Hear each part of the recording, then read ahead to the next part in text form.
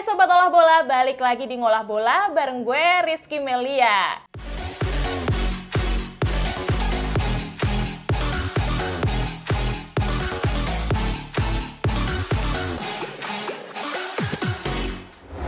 Nah, di episode Ngolah Bola kali ini gue ditemani oleh sosok komentator yang pastinya sudah tidak asing lagi di dunia sepak bola nih.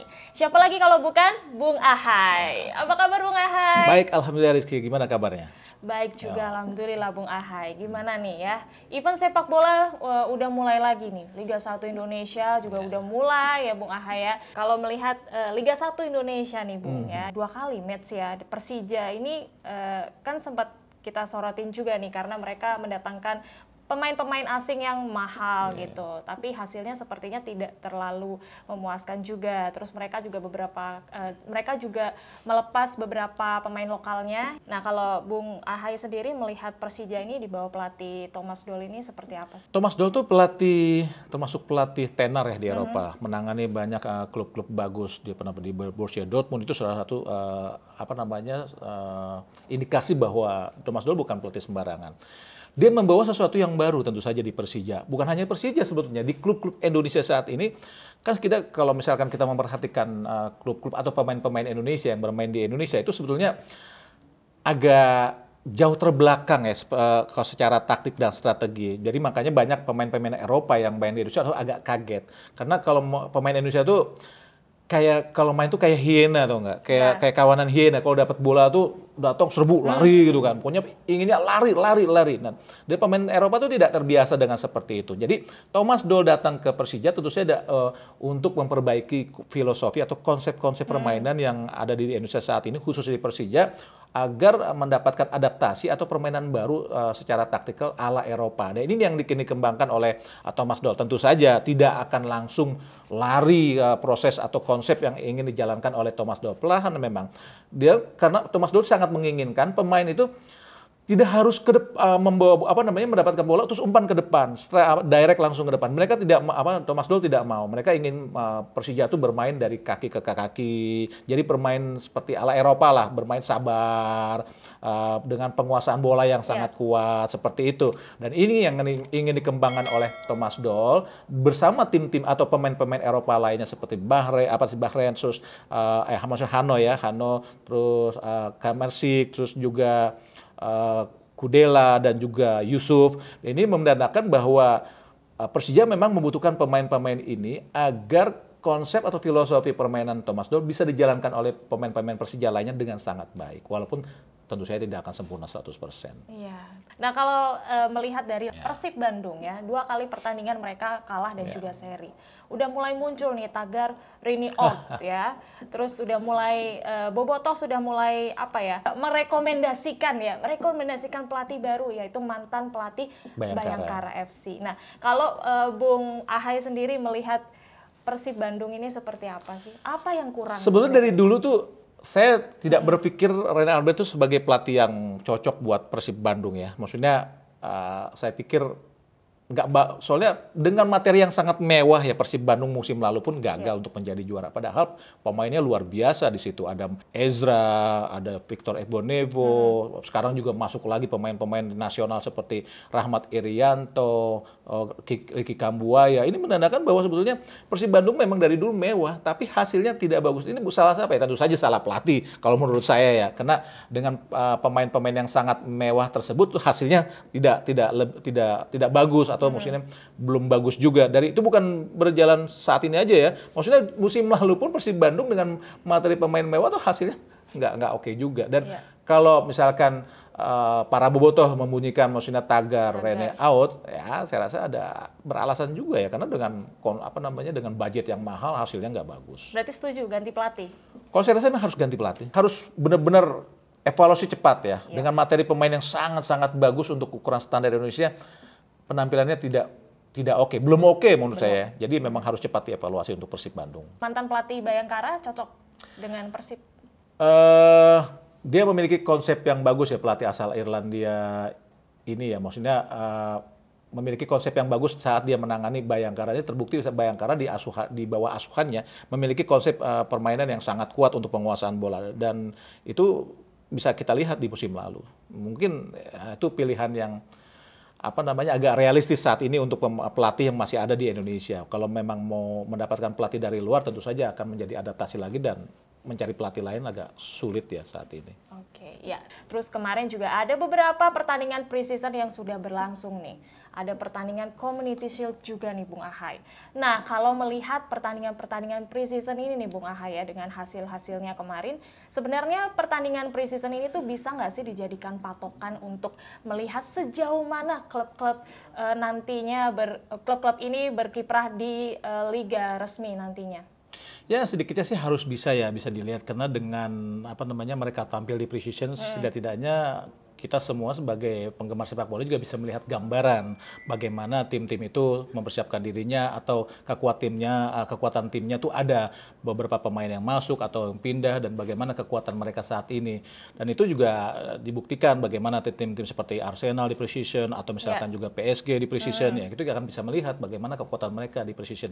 Tapi itu tidak menjadi gambaran yang real karena bisa jadi kekuatan tim-tim lain yang tidak terdeteksi di preseason juga akan menyembunyikan kekuatan utamanya seperti itu sih Rizky. Iya ya, kemarin kan Darwin Núñez nih waktu awal-awal pertandingan preseason juga banyak hujatan juga karena tidak sesuai, sepertinya orang-orang ini menilai tidak sesuai harganya gitu kan. Setelah pertandingan preseason akhir-akhir terus juga pertandingan Community Shield juga kemarin kan dia cetak gol nih beberapa kali. Nah, berbanding terbalik dengan Erling Haaland nih Bung Ahai. Nah, Erling Haaland sepertinya ya akhir-akhir ini dia mendapat kritikan dan juga hujatan dari penggemar sepak bola nih karena penampilannya kemarin di Community Shield. Kalau Bung Ahai sendiri melihat Erling Haaland ini bagaimana sih nantinya di Manchester City, apakah dia bisa sukses atau tidak? Ya banyak orang juga mengkritik dia dan bukan hanya dia ya, malah legend-legend City seperti Aguero juga mengkritik Haaland bagaimana penampilan mereka di Community Shield saat melawan Liverpool. Karena dinilai sama Aguero inilah penampilan sesungguhnya jika Anda ingin melawan atau tampil brilian di Liga Primer. Karena mereka akan menghadapi tim back-back yang keras, kuat dan tangguh seperti Van Dijk misalnya, tidak seperti back-back yang mungkin dinilai oleh Aguero di Bundesliga tidak sekeras atau seketat penampilan back-back atau tidak seganas back-back di Liga Primer.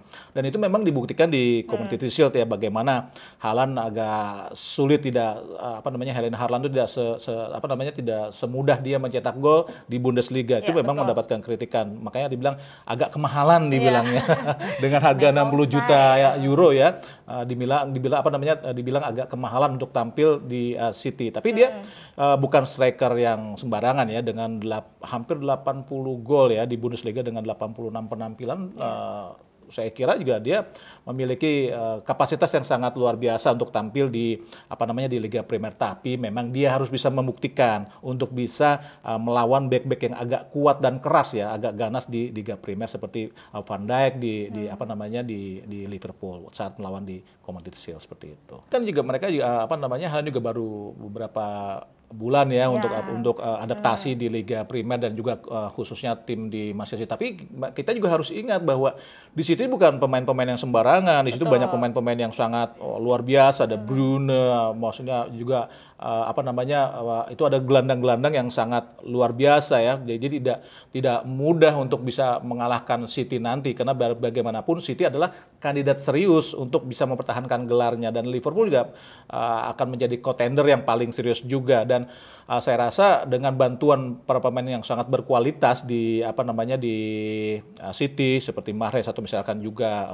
Walker, itu bukan sesuatu yang sangat mudah buat tim-tim lainnya untuk menghadang City. Dan untuk Darwin Núñez ini adalah seperti nostalgia ya Liverpool, bagaimana mendapatkan pemain-pemain seperti pemain Uruguay Luis Suarez saat di Liverpool dan sekarang mendapatkan Darwin Núñez. Saya rasa Darwin Núñez dengan golnya yang di Community Shield melawan City itu sudah pembuktian bahwa dia bukan striker sembarangan. Dengan hilangnya Mane ke ke Bayern Munchen, dan tentu saja Liverpool agak kehilangan sedikit pemain depan yang agak bergigi ya, seperti misalnya Origi sudah hilang misalkan, dan kita tampil lagi mendapatkan Darwin Núñez yang memang menjadi posisi sebagai striker yang benar-benar striker murni lah. Ini suatu keuntungan sebetulnya buat Liverpool, dan itu sudah dibuktikan oleh Darwin Núñez di Community Shield melawan City. Iya, betul. Itu. Nah, Terus kalau melihat MU nih, Bung Ahai ya, kemarin kan awal-awal MU nih sempat menang-menang terus nih waktu pertandingan preseason, tapi justru melempem di akhir-akhir ya. Setelah Ronaldo masuk lagi nih, kemarin pertandingannya hasilnya seri ya. Sepertinya Ten Hag tuh juga ada sedikit konflik dengan Cristiano Ronaldo karena Cristiano Ronaldo pulang duluan nih setelah halftime kemarin ya, tidak bersama-sama dengan temannya. Nah kalau Bung Ahai melihat ini nih, Cristiano Ronaldo di bawah asuhan Ten Hag nih akan seperti apa? Sebetulnya ada 3 biang kerok ya di Manchester United, ada apa namanya Maguire, ada Cristiano Ronaldo, ada juga Pogba. Nah, satu udah pergi nih Pogba. Wah, maksudnya PR besar dari Erik ten Hag untuk menangani Manchester United sedikitnya sudah agak lebih leluasa sebetulnya, tinggal menunggu apakah Cristiano Ronaldo bisa hilang juga. Karena biar bagaimanapun Cristiano Ronaldo tetap pemain top, pemain kaliber dunia lah. Tapi dengan harga yang sangat mahal, tentu saja maksudnya Ronaldo tidak selalu akan menjadi satu kerangka utama di bawah Erik ten Hag. Ini tentu saja akan pemborosan buat MU dan juga kemampuannya juga tidak hebat-hebat banget seperti 7 atau mungkin 10 tahun lalu. Ini Cristiano Ronaldo yang sudah baru, memang usianya sudah beranjak senior ya, kalau kita tidak mau menyebutnya dia tua ya, itu veteran. Tapi memang dia udah usia tua, memang udah usia yang harusnya sudah agak pensiun. Tapi memang kena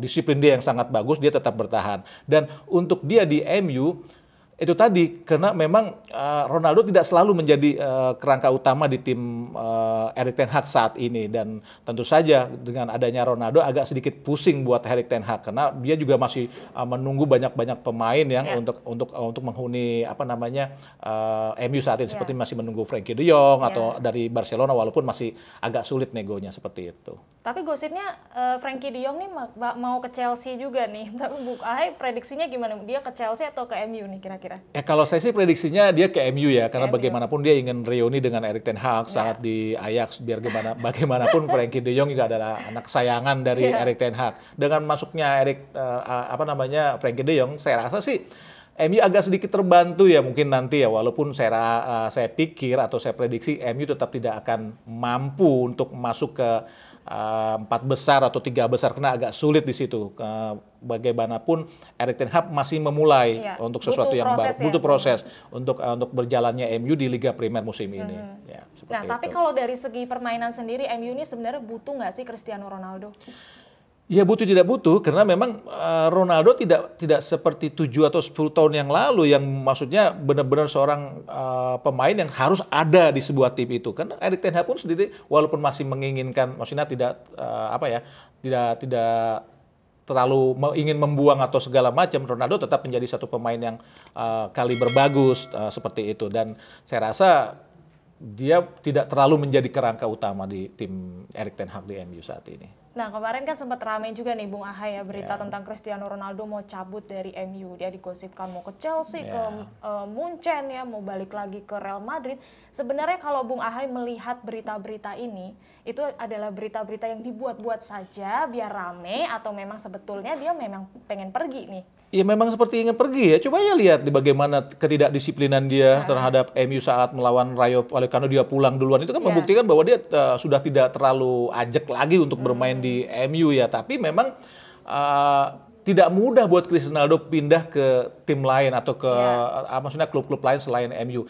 Selain budgetnya juga mahal, dia juga tadi sudah sebutkan pemain yang sudah tidak seperti Ronaldo 7 atau 10 tahun yang lalu yang masih dibutuhkan tim-tim yang kalau dia main tim itu akan semakin besar. Tapi kan Ronaldo udah masih bagus, tapi ya dilihat dengan budgetnya terlalu mahal lah untuk pemain sekelas Ronaldo saat ini, seperti itu. Oh ya Bung, kemarin Super Cup Jerman nih yang mempertemukan Munchen dan juga Leipzig. Munchen berhasil menang besar nih, 5-3 skornya. Nah kalau Bung Ahai sendiri melihat Mane bermain di Munchen ini seperti apa? Sebetulnya Mane ini pemain yang bukan striker murni ya, tapi dimasukkan oleh pelatih Julian Nagelsmann sebagai striker benar-benar yang ujung tombak untuk menggantikan posisi Lewandowski. Sebetulnya tipe dan karakternya agak beda ya. Kalau Lewandowski itu benar-benar striker tipe murni, kalau Mane itu yang lebih menusuk. Tapi Mane bisa membuktikan dia bisa mencetak gol di di pertandingan Piala Super Jerman ini menjadikan satu ancaman serius ya buat tim-tim lainnya, bagaimana Munchen akan bisa menjadi suatu tim yang seperti dia dipertahankan ya. Memang kalau Munchen sih, apalagi khususnya Bundesliga ya, kita mungkin udah bisa mendebak dengan materi seperti ini ya Munchen juara lah gitu juara, soalnya musim lalu pun bedanya 8 poin dengan Borussia Dortmund. Ini semusim saat ini aja persiapan Munchen kita pikir dengan hasil ya melawan Leipzig ini, ya saya rasa Munchen belum ada lawan lah di Jerman. Belum ada lawan di Jerman. Tapi kalau ke Champions League kira-kira bisa nggak melangkah jauh nih? Munchen bisa lah, bisa perempat final bisa lah masuk. Kalau PSG, Bung, sama aja sebenarnya. Ya sama aja kalau PSG sama Bayern Munchen di Jerman ya. Lihatnya PSG sendirian.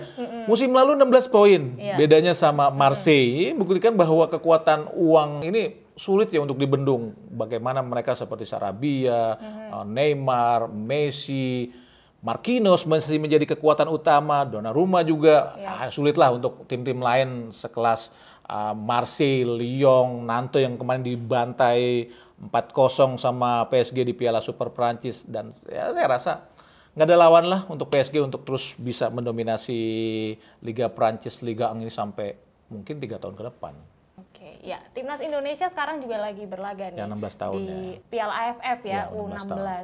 Nah, di beberapa pertandingan timnas Indonesia ini berhasil menang ya, kemarin lawan Singapura, skornya besar sekali 9-0, terus lawan Filipina 2-0. Nah, kalau Bung Ahai melihat penampilan timnas U16 ini seperti apa? Sangat menarik ya apa yang diperagakan oleh anak-anak asuh dari Bima Sakti ini. Mereka bermain cukup sabar, berani memegang bola. Itu ya sesuatu yang paling penting untuk bermain sepak bola saat ini. Dan itu dimiliki oleh pemain-pemain yang dimiliki Bima Sakti ya di timnas usia 16 tahun di AFF ini. Dan kita lihat bagaimana pemain yang sangat menarik menurut saya ya. Ada Arhan. Usia 14 tahun, tinggi 186 ya. Ini sangat jarang sebetulnya dimiliki oleh pemain-pemain Indonesia dengan usia semuda itu dan memiliki postur seperti itu. Dan dia memiliki kapasitas yang baik, terbukti menjadi bintang saat melawan Filipina. Ini sangat sangat perlu diperhatikan oleh pembina-pembina dan pelatih-pelatih kita, khususnya Bima Sakti, agar menjaga pemain ini, melindungi pemain ini agar bisa terus beranjak dewasa dan bisa menghuni tim senior dengan sangat bagus. Saya rasa seperti itu sih, Rizky. Oke, kalau melihat penampilannya sendiri dari semua pemain yang bermain di Piala AFF ya, timnas U16 ini, siapa pemain yang paling menonjol? Buat saya Muhammad Iqbal ya, kapten kesebelasan. Dengan seperti itu tadi, usia 16 tahun, tinggi 179, dan leadership-nya sangat bagus untuk pemain semuda itu. Dan itu sangat diperlukan ya, apalagi untuk tampil di level-level internasional. Tentu saja pemain-pemain seperti ini sangat dibutuhkan. Ini tentu kembali lagi harus benar-benar dijaga oleh Bima Sakti dan khususnya pembina sepak bola di Indonesia lah, pemain-pemain seperti itu. Tapi jadi pertanyaan juga ya Bung Ahai, kalau kita melihat timnas U16 ini seringkali pemain-pemainnya ini digadang-gadang akan menjadi wah striker masa depan timnas nih gitu, luar biasa. Tapi begitu sudah sampai di level senior, mereka tuh seringkali melempem. Sebenarnya faktor apa sih yang membuat mereka ini akhirnya seperti itu gitu? Sebenarnya kejadian ini bukan baru pertama, emang dari dulu. Ini masalah pembinaan dan kompetisi. Jadi sepak bola itu kan bukan hanya talent. Kalau sepak bola itu hanya talent, yang juara Indonesia sama Brazil. Buktinya Brazil dengan talent yang luar biasa, Piala Dunia baru 5 kali. Jerman yang talentnya tidak sekuat Brazil bisa juara dunia sampai 4 kali. Ini membuktikan bahwa sepak bola tidak hanya mengandalkan talent, tapi proses. Itu yang perlu dikembangkan. Ini yang sangat-sangat kurang di Indonesia. Kalau mengenai bakat, nggak kalah Indonesia. Benar-benar seperti Brazilnya Asia lah. Nah, saat mereka beranjak dewasa dan lepas dari junior dan masuk ke kompetisi senior, ini yang tidak ada. Kompetisi senior kita kan di ASEAN aja nomor 6. Rizky bisa bayangin bagaimana negara sebesar Indonesia kompetisi nomor 6 di ASEAN. Berarti kan itu membuktikan bahwa proses pembinaan yang ada di level senior ini nggak bagus di bawah negara-negara itu. Ini menjadikan pemain-pemain senior kita saat TC lagi di tim senior sama Sintayong misalkan saat ini, fisik dihajar lah kembali, diulang ya maksudnya. Terus skill diasah lagi. Ini membuktikan bahwa apa yang didapat di kompetisi tidak sesuai standar yang dipikirkan atau diingini oleh pelatih senior saat ini. Ini yang menjadikan pemain-pemain muda kita saat tampil di senior tidak oke. Oke. Nah, kalau prediksinya Bung Ahai, timnas Indonesia U16 akan sejauh apa di AFF? Kalau semifinal sih bisa ya, besok lawan Vietnam ya seri bisa lah. Berarti dengan run up terbaik pun saya rasa misalkan jadi run up juga bisa ya. Soalnya kan memang ada 3 grup sekarang ya, karena memang diikuti oleh 12 tim. Jadi juara grup langsung lolos semifinal dan diambil run up terbaik. Saya rasa sih Indonesia nggak mungkin, bukan nggak mungkin ya, nggak kalah lah lawan Vietnam terakhir. Saya rasa masuk semifinal lah. Masuk semifinal. Terima kasih guys sudah menonton video ini ya. Sampai jumpa di video selanjutnya. Kalau kalian misalkan mau request kita pengen bahas apa, boleh langsung tulis di kolom komentar. Jangan lupa like dan juga subscribe. See you di next video. Bye.